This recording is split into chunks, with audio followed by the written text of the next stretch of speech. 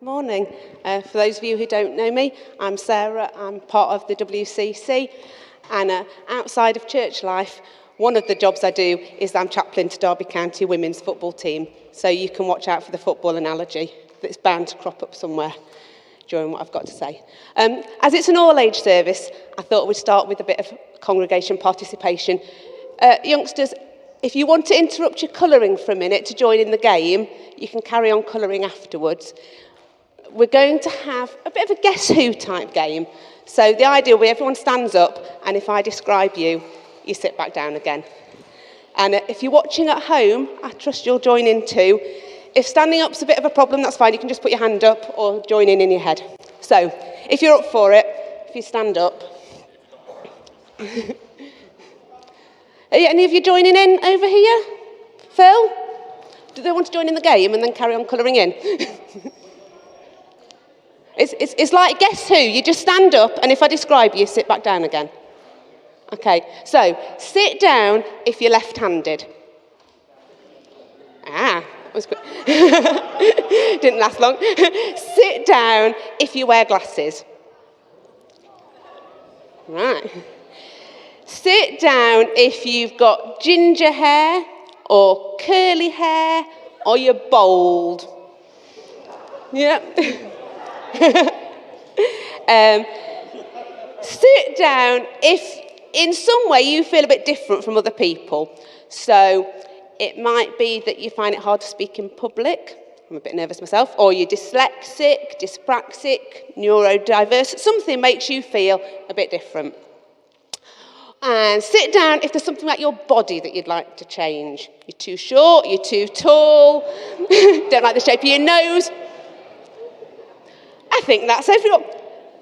As you'll see, I'll have made my point.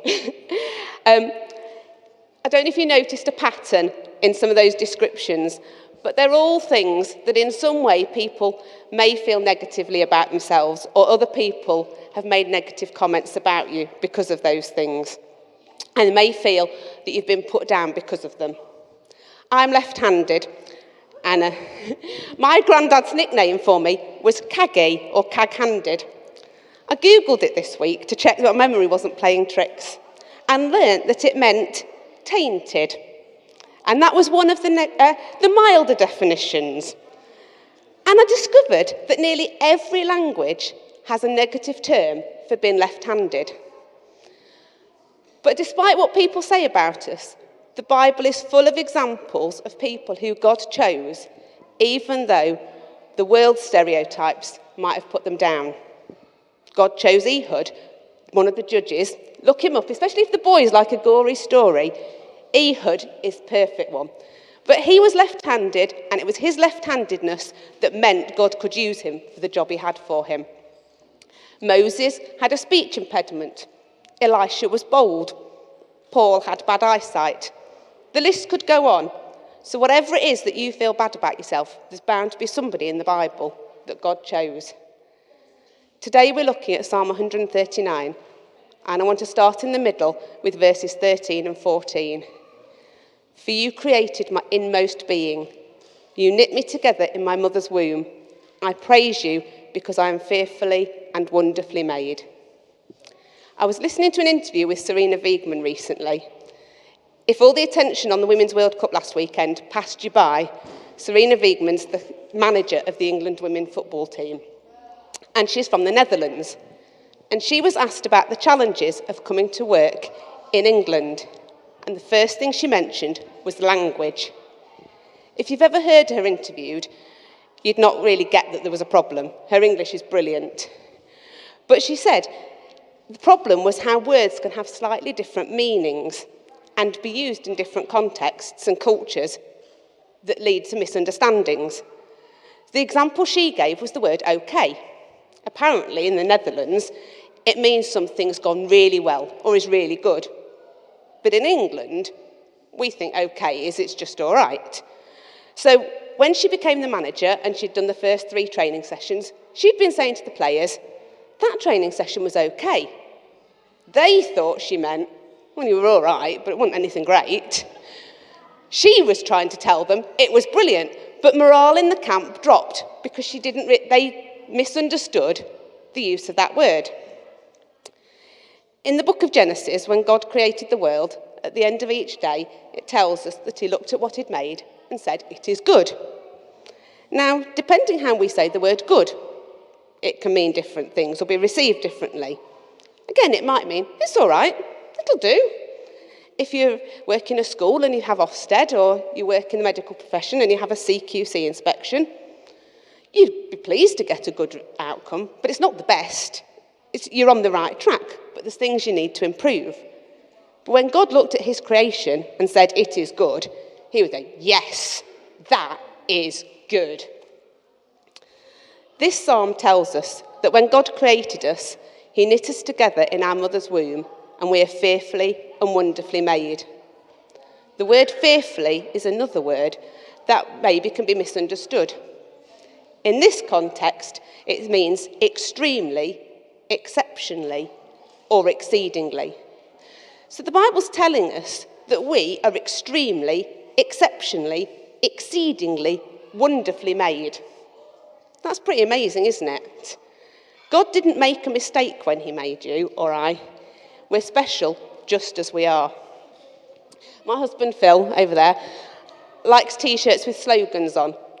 And he's got one that he wears that was designed by a Christian autistic lady. And it just says, "Not made wrong." So the first thing I want us to take on board this morning is to hold on to the truth that even if we're tempted to feel negatively about ourselves, or other people have said things that make us feel less good than somebody else, or maybe your exam results recently haven't been quite what you hoped for, that doesn't define you and is not how God sees you. I'm going to read the Message translation of these verses, and I want us to just take a moment to reflect and appreciate and revel in the awe and wonder that each of us are extremely, exceptionally, exceedingly, and wonderfully made by God and precious to him.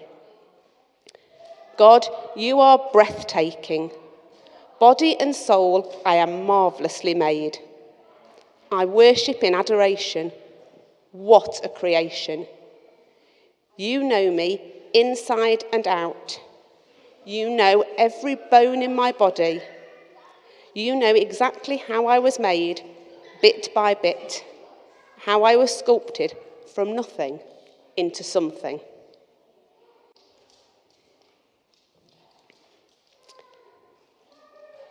So, secure in this knowledge that we're precious to God, we're going to have another game of Guess Who.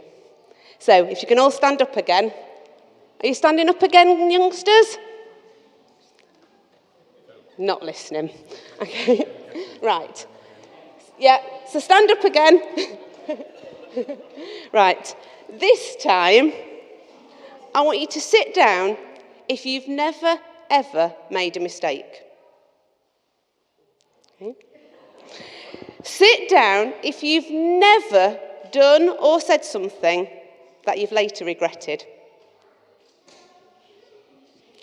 Sit down if you've never told a lie or been tempted to distort the truth a bit. Might just be saying the dog ate your homework. Or it's not me that left the dirty crockery lying around. Sit down if you've never not kept a promise. I'll message you. I'll get that while I'm at the shops. I'll give you a lift. I won't forget. Sit down if you've never made excuses to cover up something that you should or shouldn't have done. The alarm didn't go off. The bus was late. Oh, I thought you said you were doing it. Sit down if you've never made a mistake. Oh, I said that one at the beginning. Well, that was the point. So, anyway, yeah. I think that's played the point. Sit down. Thanks, everyone, for joining in. So, whereas the first time we played, the game was about things that other people say about us that aren't true or really are insignificant. These things are about being honest with ourselves and the fact that God made us so wonderfully, but even so, sometimes the way we behave doesn't reflect that. When King David wrote this psalm, he was probably in the lowest place that anyone could get. He'd made some stupid choices and got caught in that position where one bad decision had led to another, and then to try and cover that up, he'd made another bad choice. David had allowed his heart to rule his head and acted on his physical attraction to Bathsheba. And then when his attempts to cover it up had gone wrong, he'd used other people to try and get him out of the mess. And ultimately, 2 people had died as a result of his deception, all stemming from one bad choice made in a moment of weakness. If you want to read the details, it's all in 2 Samuel chapters 11 and 12. The Bible tells us that God chose David to be king of Israel because he was a man after God's own heart. But David still got things wrong, and this was a massive wrong. But God didn't stop loving David. Quite the opposite. He loved him too much to leave him in that place. And so he sent a prophet, Nathan, to tell him that he knew everything David had done. And while he had to face up to the consequences, God wanted to restore the relationship. And he didn't want David to spend the rest of his life weighed down with the burden of guilt. God doesn't walk away from us when we get things wrong either. As David wrote at the beginning of the psalm, he acknowledged God for who he is and invited him into the mess he'd made of his life, opening himself up to put it right without excuses. I'm reading from the New Living Translation, so it might be slightly different from the words on the screen, but starting from verse 1. O Lord, you have examined my heart, and you know everything about me. You know when I sit down or stand up. You know my thoughts even when I'm far away. You see me when I travel and when I rest at home. You know everything I do. You know what I'm going to say even before I say it, Lord. David had to make some decisions he'd made. The mistakes he'd made, he tried to keep hidden. But the things that happened as a consequence were much harder to hide. And it wasn't just that David was any old person. He was the king of Israel. He had responsibilities as the nation's leader. But even so, he could have chosen to shut himself away and step back from public life and wasted the rest of his life. Or he could make the choice to take on board what the prophet Nathan was telling him and allow God to show him where he'd gone wrong, to acknowledge the reality of his sin, and be honest with God and accept the consequences, which then would allow him to receive God's forgiveness, be restored and go again. He chose to learn from his mistakes, be honest with God. He continued to lead the nation, and he fulfilled the call that God had on his life. We read in the book of Samuel how David begged God to change the consequences and to make them less painful, but God refused. David had to face up to what he'd done wrong, but he didn't have to do it on his own. Even though it was hard to bear, God's love was stronger, and he was with David as he walked through the tough and painful path. And David went on to experience that release from the weight of his mistakes and to experience the joy of having his relationship with God restored. God's hand was on his life, and God continued to bless him as David moved on. The psalm continues in verse 7. I can never escape from your spirit. I can never get away from your presence. If I go up to heaven, you are there. If I go down to the grave, you are there. If I ride on the wings of the morning, if I dwell by the farthest oceans, even there your hand will guide me, and your strength will support me. So as I draw to a close, I suggest we just take a moment to talk to God and think whether there are things in our lives that we've tried to hide from God, or maybe we're feeling weighed down with the burden of the shame of something we've done.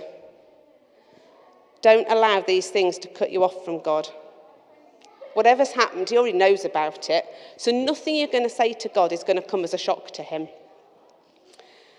But God wants you to know that you are amazing, and he loves you too much to leave you in that place. There's nothing so bad that God doesn't want to come in and journey with you and put it right. He wants you to know his forgiveness and to be restored to him. God has a plan and a purpose for you.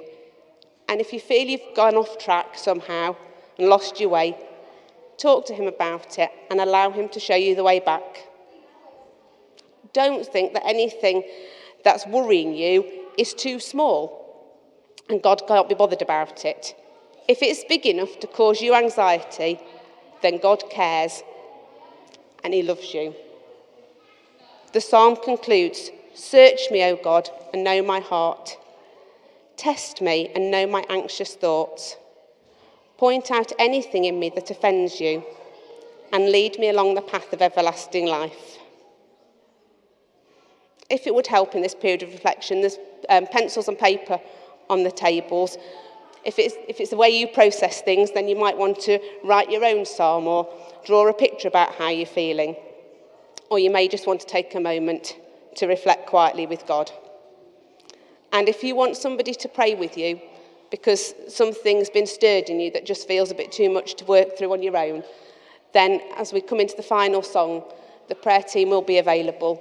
And if any children or young people want somebody to pray with them, there's members of the children's and the youth team available, or you might feel more comfortable asking a parent or a friend that's brought you to church.